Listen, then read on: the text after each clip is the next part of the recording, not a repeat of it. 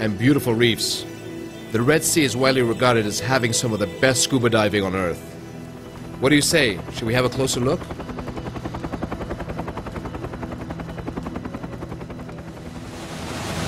Wow, what a great day. Hi, Peter. How you doing? I'm okay. So where are we going today? Well, we're going to head down south towards the Saudi border. There's some beautiful dive sites there, and the one that we're going to go to today is the wreck. Tell me about the wreck.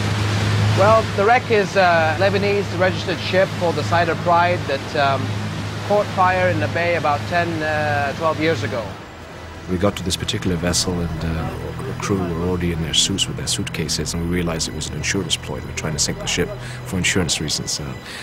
We actually managed to put the fire out and save the ship, but it was so badly damaged from the inside it couldn't be used again for commercial uses. So we got the permission to clean the ship out and make it safe for diving. We sank the ship to build a new coral reef that would bring more sea life and improve the environment a bit.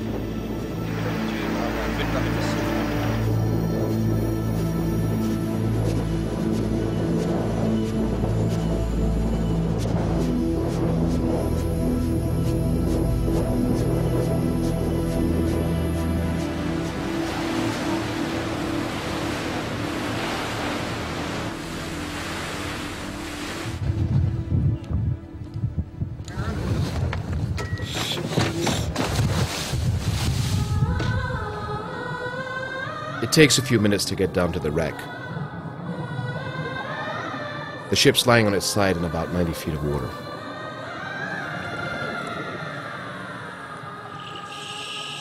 I always go to check to see how much, coral has grown and the abundance of sea life that's now developed around this particular wreck.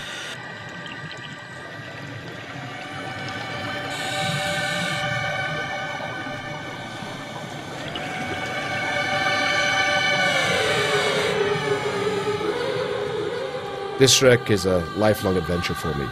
Every time I return, there's always something new to see. I really hope that this is something my children can appreciate long after I'm gone.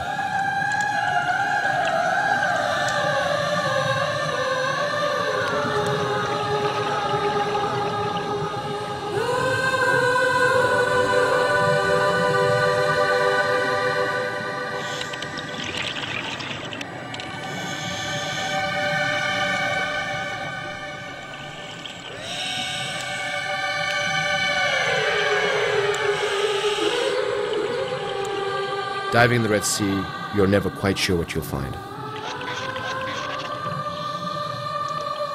We're even trying to create a reef out of old army tanks, which some might think might be a much better use for them.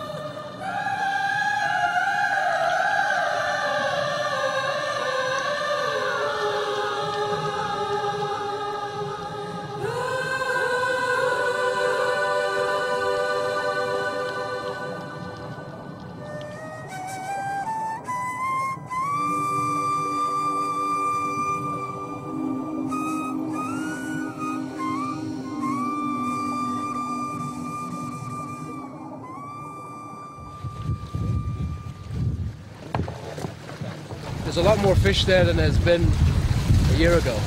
A lot more color down there too. Soon we headed back to Aqaba, and His Majesty let me pilot his yacht. How cool was that?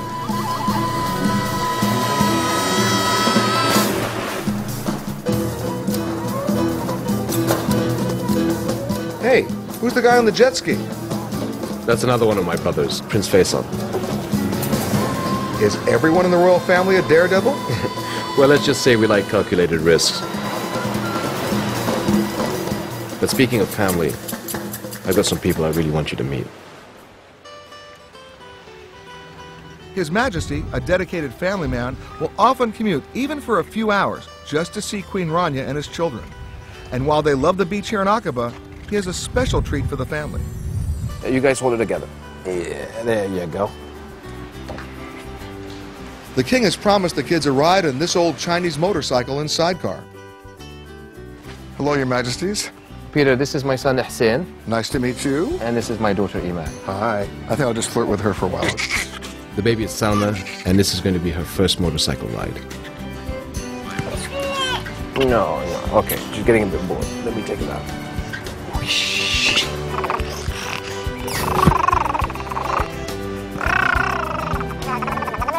Here's Her Majesty.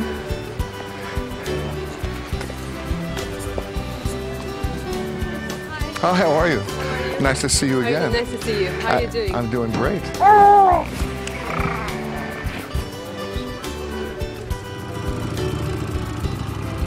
It's nice that it's safe enough here in Jordan that we can do these things without being totally surrounded by security.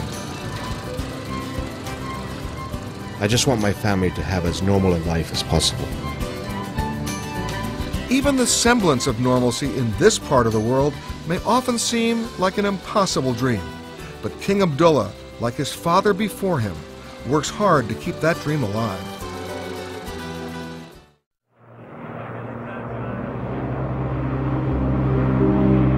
A couple hours north of Aqaba by car or a few minutes by helicopter is a surreal landscape. It's the lowest point on Earth, 1,300 feet below sea level. And Peter, if you stop to examine the snowy white shoreline, you might be surprised with what you'll find. The water has a strange, oily consistency, but it does have special healing properties.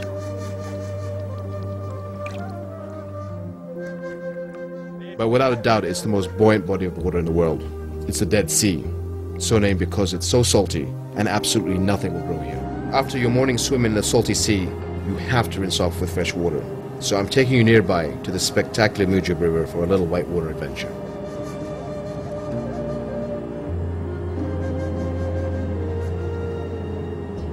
It may not look that impressive from up here, but from the ground, it's absolutely awe-inspiring.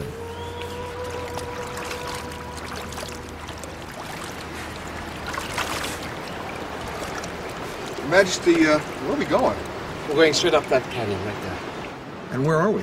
Well, this is the Mujib River, the Jordanian Grand Canyon. So to speak. I mean, it's really beautiful. It is beautiful, and it's probably one of the most beautiful places in Jordan. However, for the extreme adventure traveler, it is very treacherous terrain. Now, I heard you say the words extreme adventure. So, Your Majesty, I'm going to take your word on that, and I'm probably going to hang back here. Okay. Have a good time. See you later. You got it.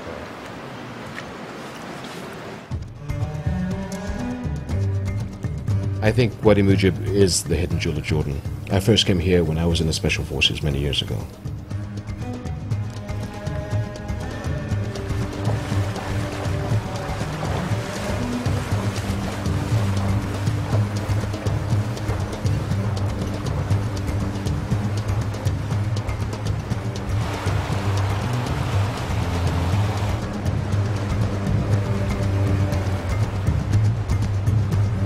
Traveling down this canyon where you know very few people have been through. It was covered with cobwebs. There were birds nesting on the ground. We could go and pick them out. They weren't used to people. The fish in the stream you could pick up with your hands.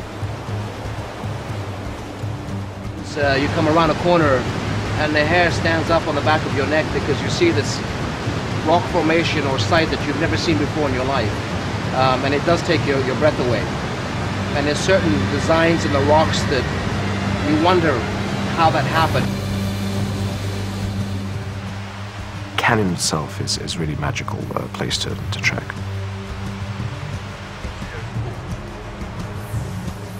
We're trying to make our way to a stunning waterfall. This is one of the places I trained when I was a young officer.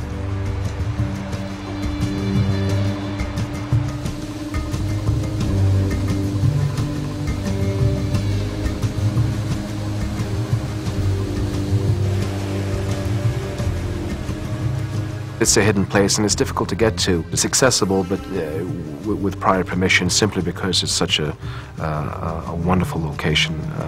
It's sort of one of the best kept secrets of Jordan.